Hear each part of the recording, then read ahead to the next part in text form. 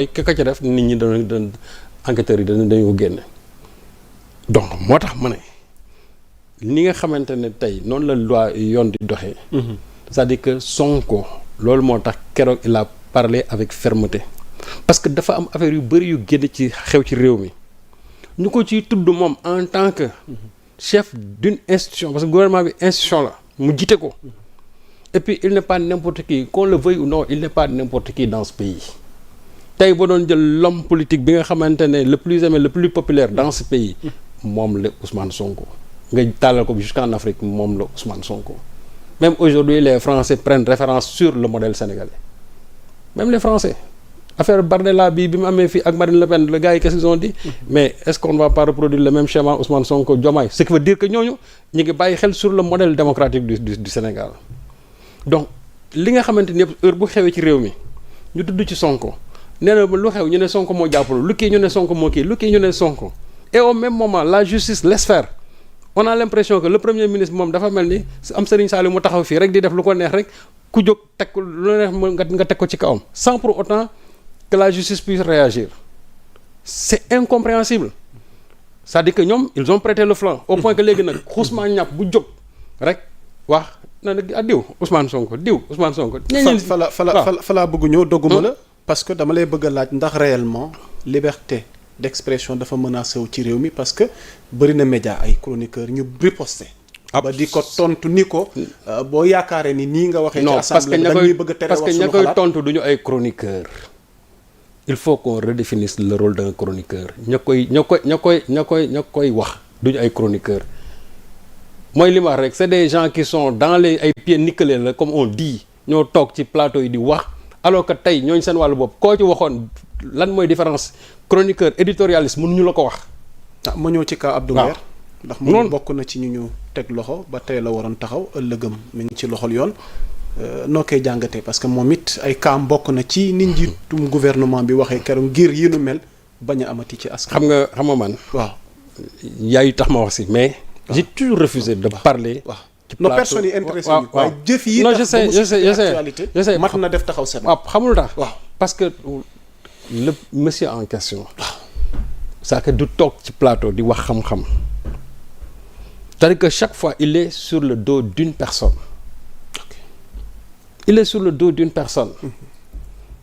et puis loolu aussi c'est avec la complicité des gens yi nga xamante ne ñoom ñoo leen di invité ci plateau yi parce que su fekkente ne yow da nga ñëw ci plateau ñu bàyyi li nga xamante ne mooy li am ci réew mi liy doxal réew mi nga bëgg di ko axer sur des personnes chaque fois da ngay junj benn question boo xam ne mooy dama ci kaw deru Sonko lu mu wax mës nga gis Abdou Nguer toog ci plateau ba mu jeex tuddul Ousmane Sonko mës nga gis daal mu toog ba mu jeex wax ci xam-xam ba mu jeex te tuddul Ousmane Sonko chaque jour Ousmane Sonko parce que loolu la doon def avec Adji Sarr ñu am ci promotion ak bien sûr ñi nga xam ne ñoom ñoo koy ngemb léegi nag loolu la bëgg a jël du ko perpétuer et en même temps aussi la justice veut fermer l'œil sur ce qui est en train de se passer avec ce pied nickelé là je pense que loolu c'est normal man mii di wax man chaque jour Abdou Nguer nit ñu woobal yow soo goo saa nangam la man tax may saaga booy bëgg a dee mais xam man garaawul. yàgg nga ma ko wax. waaw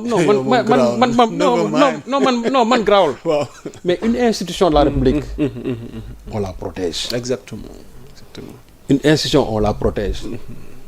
Sonko n'est pas n'importe qui on ne peut pas se permettre de laisser des gens yu nga xamante ne nañ ma bal ci kàddu gi tekkuwuñu dara ba pare bëgg guddeeg bëccëg bëgg a nekk ci kawam c'est pas possible.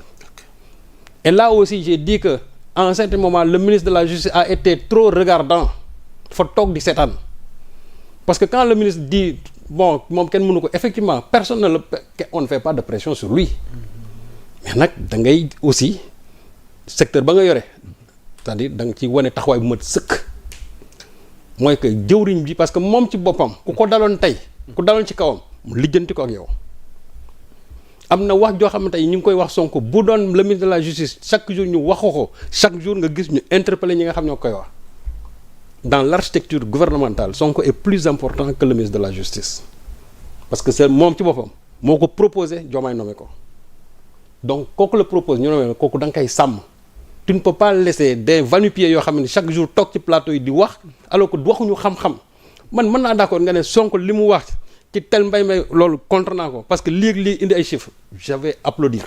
critique constructive. waaw bu Sonko waxee ci benn domaine économique nga contredire indi xam-xam ma tàccu. mais mënoo nekk ci ay insinuation bu ñu waxee nga ne way Sonko ay Sweet Beauté way Sonko bu ñu waxee Babadio Camara nga ne est-ce que comment dirais-je ndax baalu nga ko ak et cetera nangam. et ça des journalistes je ne sais même pas ce sont des journalistes des gens laissent faire. parce que aussi en certain moment. léegi ci chapitre boobu pour ñu balaa ñuy jàll ci beneen point lan mooy responsabilité léegi taskatu. leur responsabilité. parce que tamit tous ces gens la sëñ Saliou bu ñu waxee dëgg te yàlla tax bu nu siiwee. mbaa bu nu amee turbine média yi la mbaa bu leen askan wi xamee. waaw ñun la de. waaw léegi nag yàmm sax xam nga ñun aujourd'hui tu sais ce qu'on cherche vues yu bëri lañ bëgg. commentaires yu bëri lañ bëgg mais on ne veut pas de la qualité d'une information. on ne veut pas de la qualité d'une information parce que xawal ñàkk c'est-à-dire ñàkk xam-xam mënul weesu nga toog yow ci plateau ngay toog ku mel ni Abdou Nguer nga koy interroger sur le rapport de la Cour des comptes mu ciy wax. sur le rapport de la Cour des comptes koo xam ne tey boo ko waxoon lan mooy différence entre obligation titre ak lii sax mënu la ko wax. et il se permet de donner son non xam nga aussi moo tax ma ne non journalistes yi. ñi nekk ci plateau yi ñoom li ñu lépp ñoom la. moo tax nag j'ai dit que ñoom seen responsabilité c'est engagé le canal diffuseur yi nga xam ne fa la ñuy jaarale aussi c'est que tous les canaux diffuseurs sont c'est-à-dire leur responsabilité est engagée. parce que ñoom seen wàllu bopp. ñooy permettre loolu souvent sax dañ la ciy pousse fii souvent lu may wax journalistes yi nga xam ne ñoom en tout cas ñooy animer yenn émissions yi. j'ai l'impression que xam-xam ça ne les intéresse pas. parce que bu fekkee ne da nga bëgg a wax sur le rapport de la Cour des comptes yow wuti woo ay experts ñu toog di ci wax. ngay wax ak un Abdou Nguer boo xamante ni il paraît qu'il n'a même pas le certificat. quand même ça veut dire que yow sa média soxloo qualité. yow li nga soxla mooy quantité boobu nag mooy na nga am le maximum de vues na nga am le maximum de commentaires ñuy saaga fii ñuy apprécier et puis c'est ça qui les intéresse y a rien d'autre.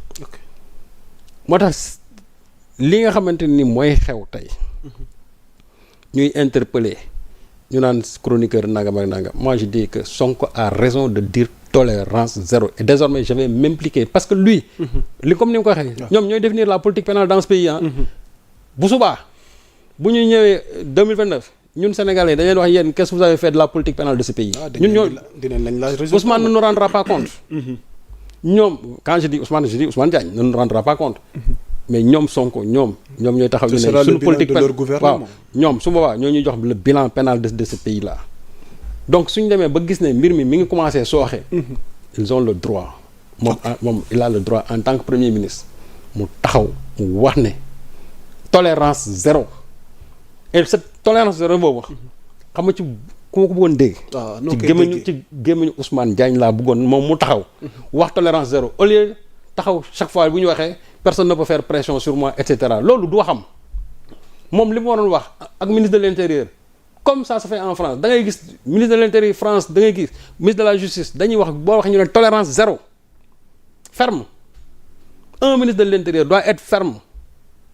un ministre de la justice doit être ferme man waxuma soxor mais fermeté laa wax parce que dafa am yenn postes yoo xam ne ça demande de la fermeté. exactement mais xam nga nag bëgg nag ménager la chèvre et le chou chaque jour kii ne la yaa baax kii ne la yaa baax su fekkee ne ñoom loolu la ñuy séntu. acca mais dañ ne bu ku ñëpp wax ne yaa baax baaxoo.